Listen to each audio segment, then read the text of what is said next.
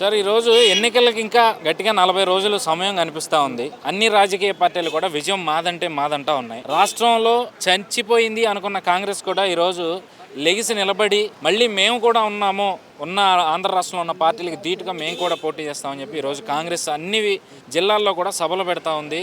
అధికార పార్టీ మీద రాజకీయ విమర్శలు, ఒక హుందాతనమైన విమర్శలతో మళ్ళీ మనకు ఒక గౌరవప్రదమైన రాజకీయాలు తీసుకొస్తూ ఉంది కాంగ్రెస్ పార్టీ.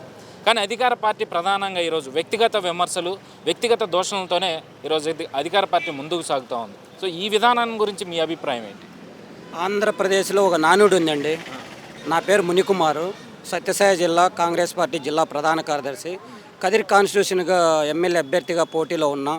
ఒకవేళ దేవుడు దయదలిసి పార్టీ పెద్దలు దయదలిస్తే అన్ని రకాలుగా అభివృద్ధి చేస్తాం.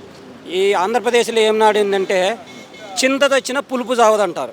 ఎస్, అయితే కాంగ్రెస్ పార్టీ అనేది గత 80 సంవత్సరాలు అధికారంలో ఉండి భారతదేశానికి స్వతంత్రం తెచ్చిన పార్టీ కాంగ్రెస్ పార్టీ. అనేక ప్రాజెక్టులను సృష్టించిన పార్టీ కాంగ్రెస్ పార్టీ.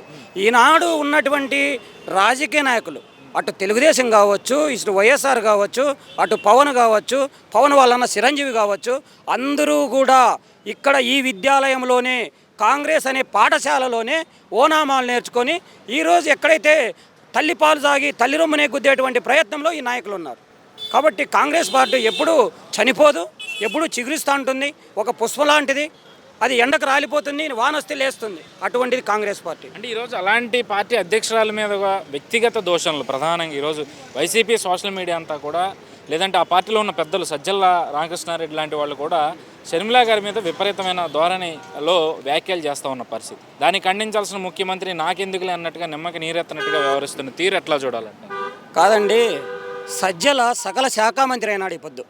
ఒకనొకప్పుడు అదే సజ్జల ఆయన సొంత ఊర్లో నిమ్మ చెట్లకు నీరు పెట్టుకునేవాడు. ఈనాడు అనేక మంది నిరుద్యోగులు ఉంటే నువ్వు తెచ్చి సజ్జలు ఎందుకు పెట్టుకునేవు నీ దగ్గర?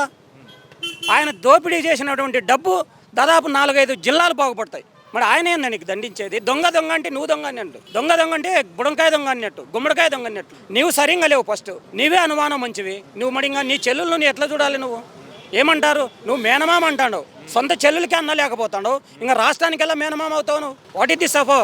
ఫస్ట్ ఆఫ్ ఆల్ నువ్వు రాష్ట్రంలో నువ్వు ఒక ప్రజా ముఖ్యమంత్రిగా 151 సీట్లు గెలుచుకున్నావు, ప్రజాభిమానం చూరగొన్నావు. అది మీ నాన్న వల్ల, లేదంటే కాంగ్రెస్ పార్టీ వల్ల.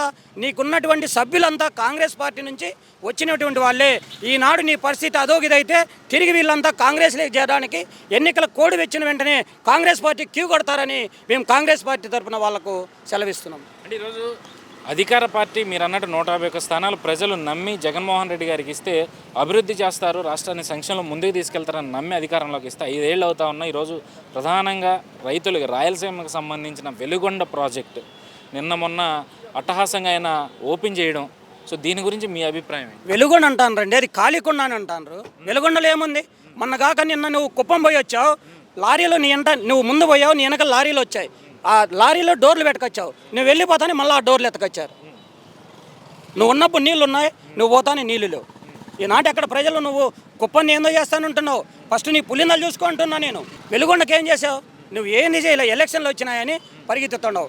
100 సంవత్సరాలు వయసున్న చెట్లు నరుకుతున్నావు నువ్వు. ఇది ఎక్కడ న్యాయం అండి? నువ్వు పోతాను అంటే చెట్లు ఏమంటావు? నీకు పైన పోతావు, పైన వస్తావు, నీకు చెట్లతో ఏం పని ఉంది? మరి వెలుగొండని ఏం చేస్తావు?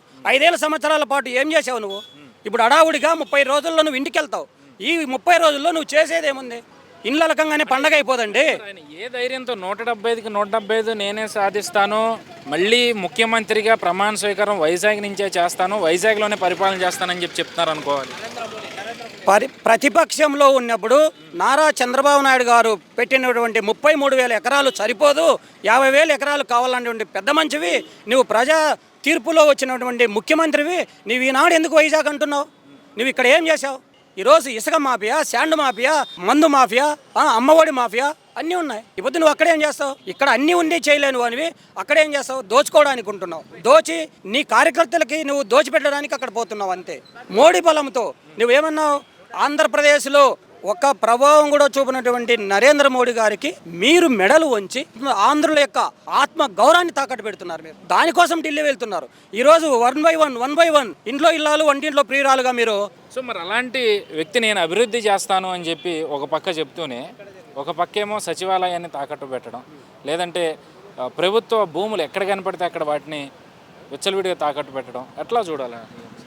ఒకప్పుడు ఇదే కాంగ్రెస్ గవర్నమెంట్లో ఇందిరాగాంధీ మహాతల్లి ప్రతి పేదలకు 5 సెంట్లు స్థలం ఇచ్చి ఇండ్లు కట్టించిన ఉన్నాయి. ఈనాడు అదే 5 సెంట్లు ఉన్నటువంటి ఇంటిని కూలగొట్టించి దివంగత ముఖ్యమంత్రి రాజశేఖర రెడ్డి గారు చాలా అద్భుతంగా ఇండ్లు కట్టించారు పేదలకు. మీరు 1 సెంటు ఇవ్వడానికి ఏడుస్తున్నారండి. 1 సెంటు, మీ బాత్రూమ్ 1 సెంటు ఉందా? మరి అలాంటిది 1 సెంటులో భార్య బిడ్డలు ఎలా ఉండాలండి? ఒక ఆడబిడ్డ ఇంటికి వస్తే వాళ్ళు ఎక్కడ ఉండాలండి? ఎక్కడిస్తారు? 1 ఇంట్లో అయినా మీరు ఓపెనింగ్ చేశారా? 1 ఇంట్లో అయినా కాపురం చేశారు ఈ 5 ఏళ్లలో? అది చెప్పండి ఫస్ట్. సో ఏంటంటారు పరిస్థితి ఈ ఎన్నికల్లో? ఏంది లేదండి, ఏమీ లేదండి. కొత్త ఘోర ప్రభావం చూస్తావు. అవసరమైతే నువ్వు పోటీ చేసే దగ్గర కూడా ఓడిపోతావని ప్రజలు అంటున్నారు. బాబాయ్ ఏ ఊరు? విజయనగరం. విజయనగరం నుంచి వచ్చారు.